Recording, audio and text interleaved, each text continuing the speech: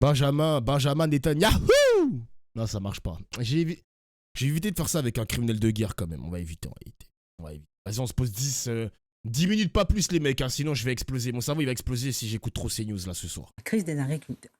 Mathieu Bocoté, on va commencer par les propos d'Emmanuel Macron, qui ont beaucoup fait réagir, et je commençais par vous entendre là-dessus. On l'écoutera ce matin lors de la conférence internationale de soutien au Liban. Il a réagi aux déclarations de Benjamin Netanyahou que vous avez pu entendre sur CNews hier concernant la guerre de civilisation.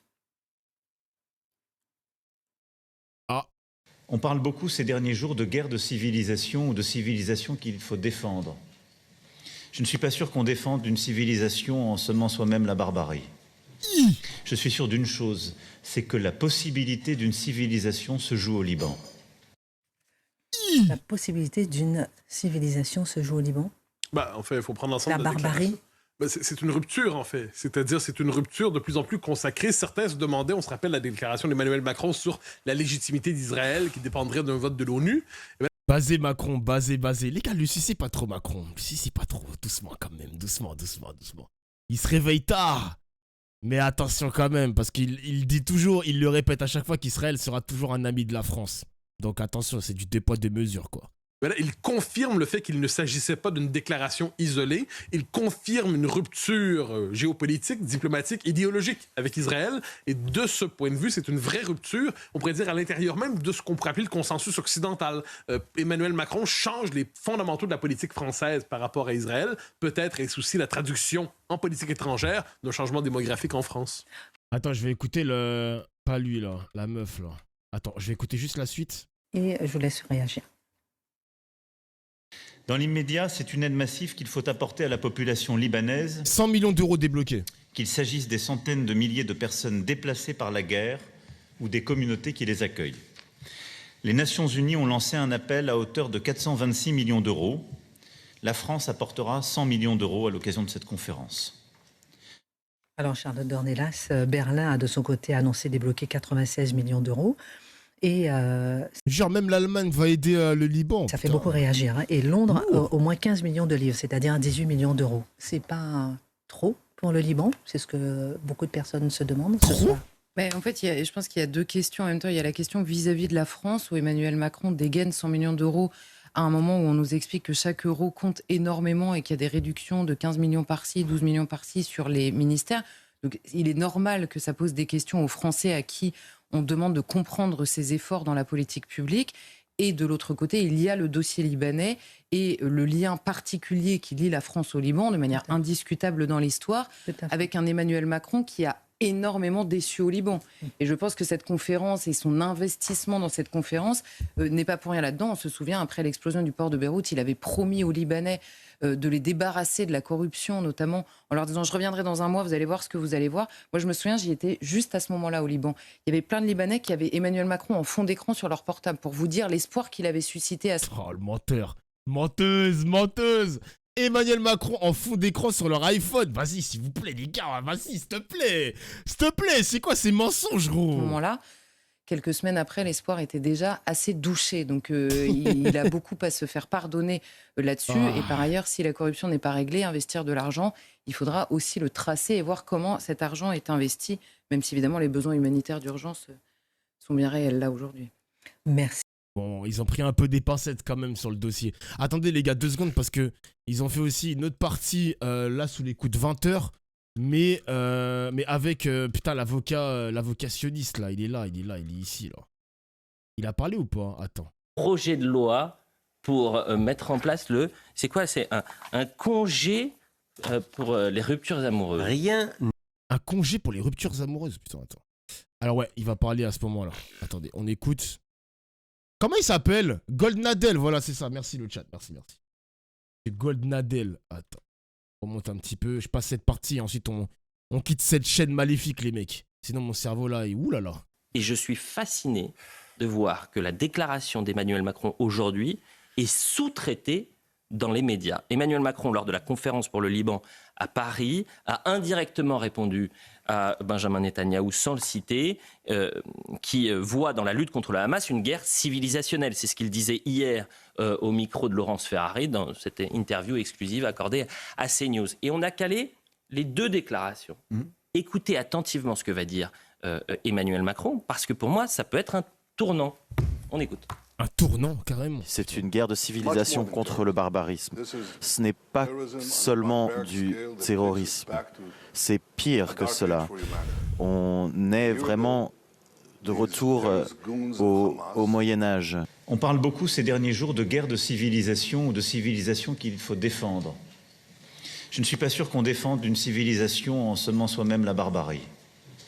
Je suis sûr d'une chose, c'est que la possibilité d'une civilisation se joue au Liban.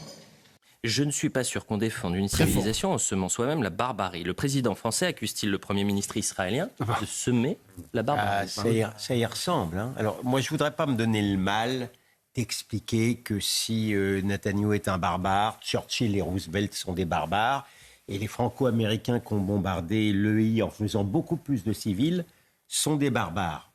Il y a deux visions. Il y a la vision d'abord psychologique. Putain, maintenant, ça va mettre Churchill, ça va mettre tous les noms, les anciens qui ont fait l'histoire avec un H majuscule, ça va tout mélanger, là. Je comprends pas, là. C'est un enfant un peu gâté, narcissique, qui a été vexé par Benjamin Netanyahou hier et qui veut encore exister. Mais il y a une vision politique quand même derrière. Et quand vous regardez toutes les bourdes, les grosses bourdes de monsieur Macron, c'est d'expliquer que la France a commis des crimes contre l'humanité en Algérie. C'est d'expliquer qu'un mâle blanc ne peut pas commander à un autre mâle blanc un rapport sur les banlieues en France. Et c'est maintenant d'expliquer qu'Israël est barbare. D'une certaine manière, quand vous réfléchissez bien au fond de la thématique, Monsieur Macron n'a pas marché contre l'antisémitisme, mais il court derrière Monsieur Mélenchon. La réalité idéologique, elle est là. Si je résume, c'est-à-dire que... Il court derrière Mélenchon, comme si Emmanuel Macron ne peut pas avoir une idée différente de la pensée unique de CNews. C'est forcément Macron derrière Mélenchon. C'est pas Macron et uniquement les idées de Macron. Forcément un suceur. Vraiment, c'est une catastrophe ce qu'il vient de dire le mec. Hein. Emmanuel Macron serait plus proche idéologiquement de Jean-Luc Mélenchon aujourd'hui que de ceux qui défendent l'action, ou en tous les cas qui appuient l'action d'Israël contre les terroristes du Hamas. Écoutez, c'est horrible ce que je vais dire, mais je me demande si on ne prend pas trop au sérieux des propos qui sont blanc le matin et noir le soir, parce que ça a commencé le 7 ou le 10 octobre peut-être, avec cette fameuse coalition internationale. Là, c'était la guerre contre une guerre de civilisation, visiblement, puisqu'on était tous dans le coup. Ensuite, il y a eu toutes sortes de déclarations, d'appels au cessez-le-feu, puis l'ONU, n'oubliez pas qu'Israël a été créé par une résolution de l'ONU, donc peut être supprimée par la même ONU. Ça, oui, mais ça, Elisabeth, cette phrase, il considérait qu'elle était sortie de son contexte. Et il considérait que c'était lors d'un conseil des ministres. Il ne supportait pas qu'elle ait été relayée dans les médias. Et moi, je suis surpris d'une chose. Je suis surpris d'une chose, c'est que la semaine dernière, cette même phrase, on en a parlé pendant 5 jours. Tous les médias l'ont fait. Et là, en conférence de presse, il explique qu'il n'est pas... Elle veut pas aller en maison de retraite, la vieille, là. Allez, bâtard, sur le chat, vous êtes sans pitié. Sûr qu'on défende une civilisation en semant soi-même la barbarie. Mais je peux finir, pardon. Juste, en une phrase, oui, mais...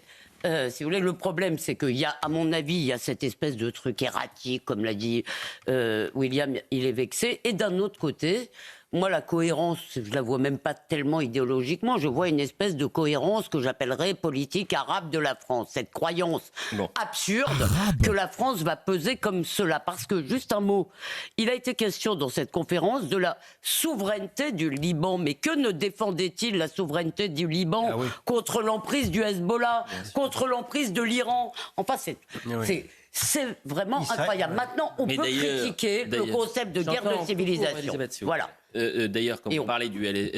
Attends, moi je veux voir l'autre avocat de merde là. Bon, lui on s'en fout. Il a encore parlé ou pas? Attends, lui il en pense quoi?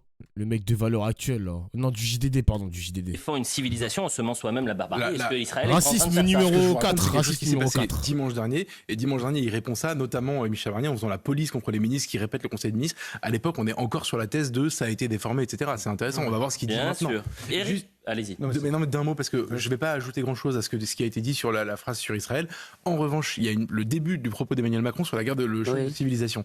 Moi, je trouve ça assez intéressant. En réalité, ceux qui défendent l'idée que ce qui se passe en Israël en ce moment et à Gaza est une illustration du choc de civilisation, je pense qu'on a à la fois tort parce que il y a des pays arabes ou il y a des pays musulmans qui ne jouent pas ce choc de civilisation. En revanche, il y a une part où ils ont raison, c'est que l'islamisme nous combat pour le coup dans une logique de choc de civilisation.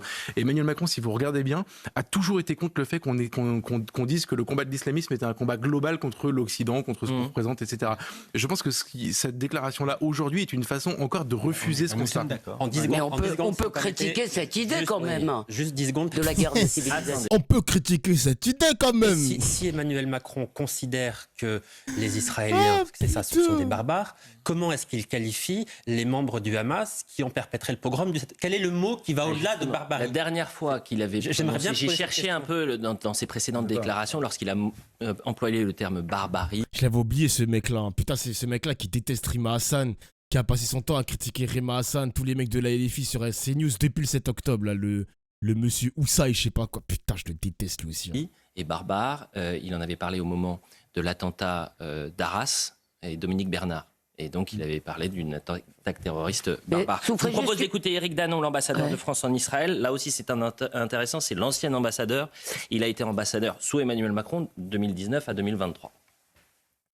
Je pense qu'il se trompe fondamentalement sur les enjeux de la guerre que mène Israël aujourd'hui. Soit on dit « nous avons le même ennemi, donc je peux au moins comprendre la guerre que mène Israël, même si je ne suis pas d'accord sur ses modalités ». Mais il peut dire aussi, comme il le dit là, je ne suis pas d'accord. L'armée israélienne annonce la mort de 4 soldats dans le sud du Liban. Avec cette guerre, et là, je pense qu'il passe, le président de la République, la guerre, c'est moche, quelque chose de fondamental dont il a parlé aujourd'hui, qui est la dimension d'une guerre.